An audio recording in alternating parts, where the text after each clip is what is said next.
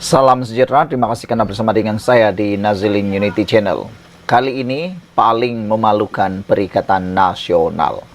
Ini adalah pendedahan yang pastinya membuatkan ramai yang tak sangka-sangka. Inilah yang membanggakan, 3 pencapaian anak pemimpin Perikatan Nasional yang membanggakan. Persoalannya sekarang ialah giliran siapa pula selepas ini. Bukan membanggakan yang betul-betul makna membanggakan yang ingin didedahkan melalui laporan di Harapan Daily ini. Tetapi perkara yang sebenarnya memalukan Perikatan Nasional itu sendiri. Kalau selama ini Perikatan Nasional mendendangkan lagu kononnya, merekalah yang bersih, merekalah yang terbaik dan sebagainya. Rupa-rupanya tak sampai pun 5 tahun, baru 2 tahun memerintah, hanya beberapa tahun menjadi kerajaan, dan sekarang memerintah di beberapa buah negeri, sudah terpalit pula dengan pelbagai isu yang memalukan.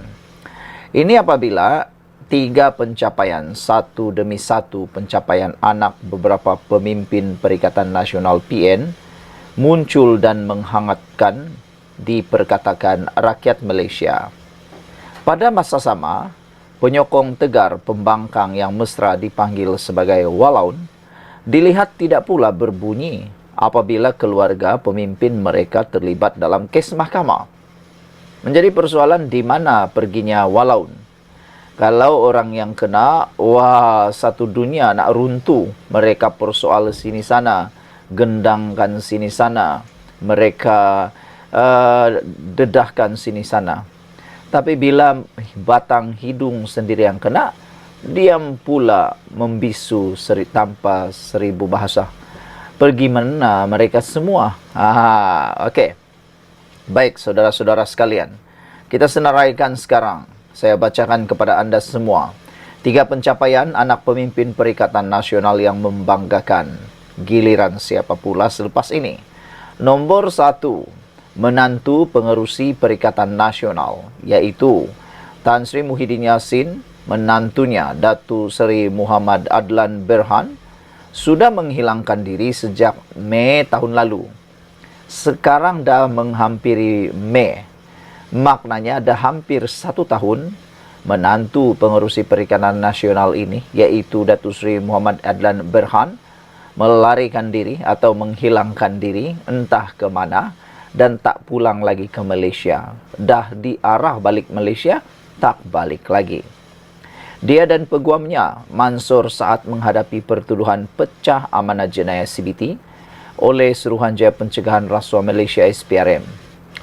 Mereka menghadapi pertuduhan berkaitan pendakwaan kes rasuah dan penyelewengan berhubung projek berkaitan pendaftaran pengambilan serta penyimpanan biometrik pekerja asing di sebuah kementerian.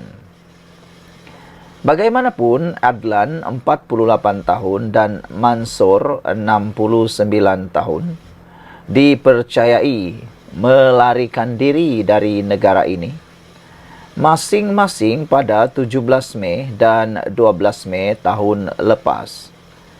Sehingga kan ada ramai netizen meminta supaya Muhyiddin ambil tindakan menasihati menantu beliau ini pulang semula ke Malaysia.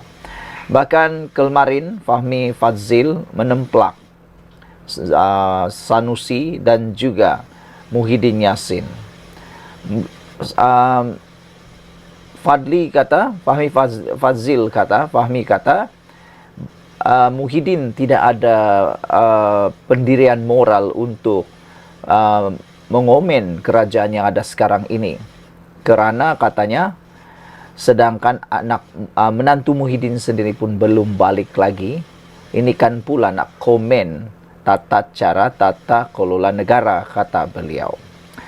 Adlan mempunyai alamat terakhir di Sunway Kiara Hills, Jalan 32/70 Desa Sri Hartamas, manakala Mansor beralamat terakhir di Jalan SS 19/1C Subang Jaya Selangor.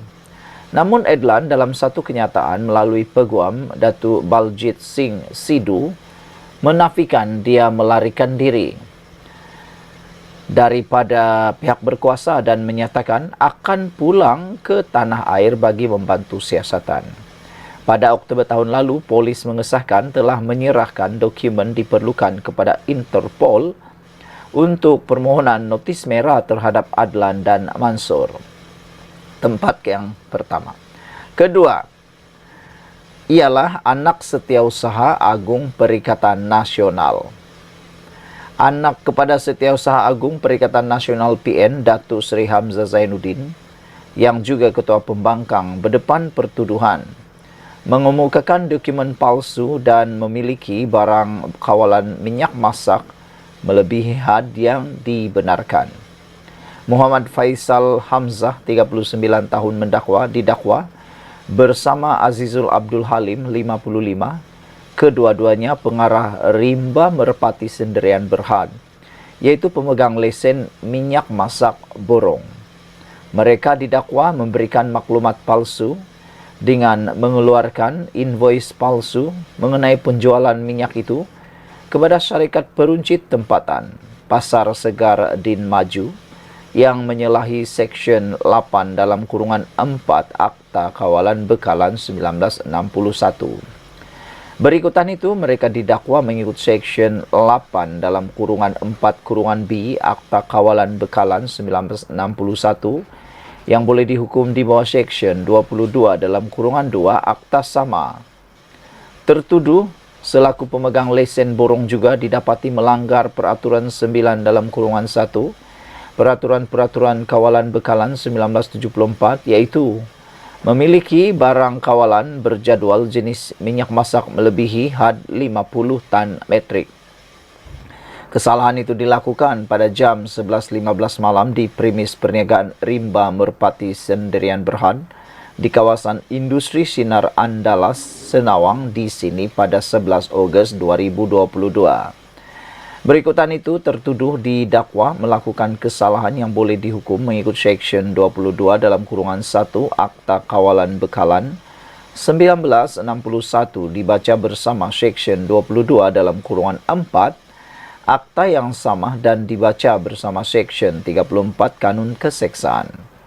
Sabit kesalahan boleh didenda maksimum RM1 juta atau penjara tidak melebihi 3 tahun atau kedua-duanya, dan bagi kesalahan kali kedua dan seterusnya didenda maksimum RM3 juta atau penjara maksimum 5 tahun atau kedua-duanya. Kedua, anak pemimpin Perikatan Nasional yang membanggakan ialah ketiga. Siapa lagi kalau bukan anak Menteri Besar Perlis. Ini adalah yang terbaru dan menggemparkan. Kes melibatkan anak kepada Menteri Besar Perlis, Muhammad Syukri Ramli. Anak lelaki pengerusi Perikatan Nasional PN Perlis itu antara 6 individu yang direman oleh Suruhanjaya Pencegahan Rasuah Malaysia SPRM. Mereka direman bagi membantu siasatan pemalsuan dokumen tuntutan palsu berjumlah RM600,000. Dia dan 5 suspek yang ditahan dikehendaki membantu siasatan berkaitan pelaksanaan projek pembangunan prasarana seperti membaik pulih menyelenggara perbekalan dan perkhidmatan di seluruh Perlis sejak tahun 2022. Untuk rekod, Muhammad Syukri yang juga Pesuruhjaya PAS Perlis mengangkat sumpah sebagai Menteri Besar Perlis yang ke-8 pada 22 November tahun 2022. Muhammad Syukri, 63 tahun, menjadi Menteri Besar pertama dari Gabungan Perikatan Nasional yang mentadbir Perlis buat julung kalinya sejak merdeka. Gabungan Perikatan Nasional menang 14 daripada 15 kerusi Dewan Undangan Negeri DUN dalam pilihan raya umum ke-15 PRU15 pada tahun 2022. Saudara-saudara sekalian, itulah dia pendedahan yang paling menarik perhatian kita semua. 3 pencapaian anak pemimpin Perikatan Nasional yang membanggakan. Giliran siapa pula selepas ini? Pertama, menantu Muhyiddin akan didakwa atas pertuduhan pecah amanah. Kedua, pemalsuan dokumen dan buat tuntutan palsu. SPRM tahan anak Menteri Besar Perlis. Dan yang ketiga, anak Hamzah Zainuddin didakwa kemuka dokumen palsu memiliki minyak masak lebihan. Terjumpa lagi. Bye-bye.